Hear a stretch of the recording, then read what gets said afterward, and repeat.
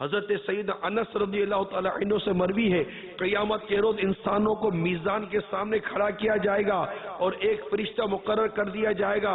اگر اس کی نیکیاں بھاری ہو گئیں تو وہ فرشتہ بلند آواز سے کہے گا کہ فلاں نے سعادت ابدی حاصل کر لی ہے اور اس سے کبھی بدبختی سے واسطہ نہیں پڑے گا.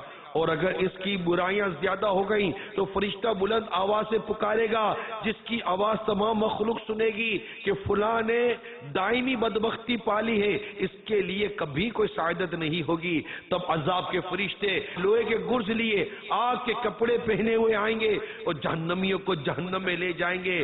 فرمان نبوی ہے، قیامت کے روز اللہ تعالی حضرت آدم علیہ السلام کو بلا کر ارشاد فرمائے گا، اٹھئے اور جہنمیوں کو جہنم میں بھیج دیجئے. حضرت آدم علیہ السلام پوچھیں گے کتنوں کو جہنم میں بھیجوں؟ اللہ فرمائے گا 1000 میں سے 999 کو بھیج دیجئے. 1000 میں سے 999 کو بھیج دیجئے. اس وقت کا تصور کریں کہ میرے جیسا آدمی کہاں کھڑا ہوگا جو قیامت کے روز یہ پکار پڑے گی، وَامْتَازُوا الْيَوْمَ أَيُّهَا الْمُجْرِمُونَ، اے مجرموں الگ ہو جاؤ.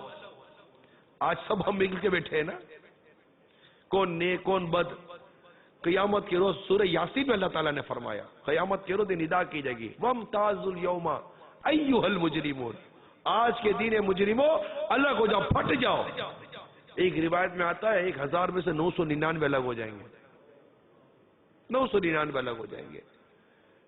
کیسی بدبختی ہوگی اس شخص کی جو نیکوکاروں کے گروہ سے نکل کر مجرموں میں جا کر کھڑا کر دیا گیا ہوگا کہ یہ مجرم ہے.